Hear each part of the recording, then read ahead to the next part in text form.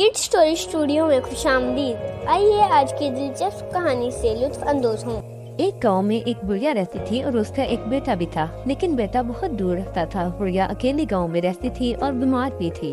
एक रोज बुढ़िया ने सोचा कि मैं अपने बेटे के घर चली जाती हूँ, लेकिन मैं अपने बेटे के घर कैसे जाती?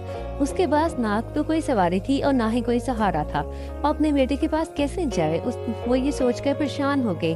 अपने बेटे के घर कैसे जाऊं? बुढ़िया के घर में एक बड़ा सा मटका था।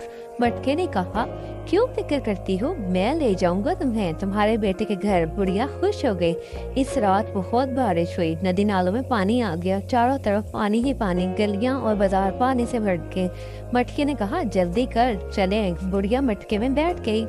मटका पानी में उतर गया और तैरने लगा। बुढ़िया बोली, चल मेरे मटके तमकतम, चल मेरे मटके तमकतम। कहाँ के बुढ़िया, कहाँ के तुम? मटका चल पड़ा। गलियों बाजारों से होता हुआ रास्ते में जंगल था। जंगल में जानवर थे। जानवर को देखकर बुढ़िया डर गई। कहने लगी, हाय मुझे जानवर खा ना जाए। मटका बोला, डर काहे का है, जंगल में शेर भी होगा। बुढ़िया ने बहुत डर के कहा। मटका बोला, फिर क्या हुआ? बुढ़िया बोली, जंगल में तो लगड़ बगड़ भी होगा। मटके ने कहा, होता रहे। बुढ़िया बोली, जंगल में रीछ तो होता ही है।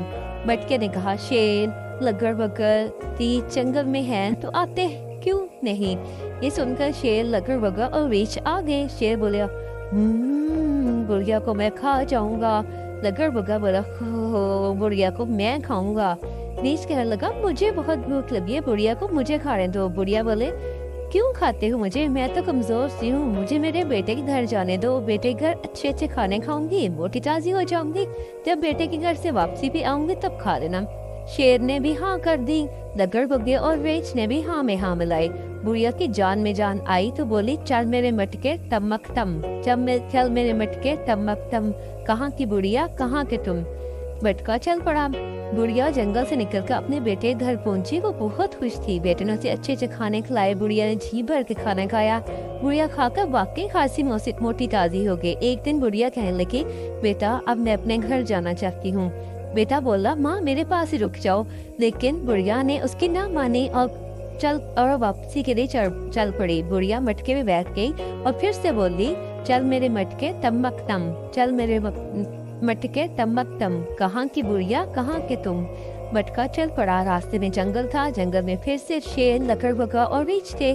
शेर ने मटके में बैठी बुढ़िया को देख लिया और कहने लगा, बुढ़िया तू तो वाकई बहुत मोटी ताजी होकर आई हो। लगड़ बग्गा, ही मुझे तो भूख लगी है। रीछ ने कहा, आओ अब बुढ़िया को खा लेते हैं।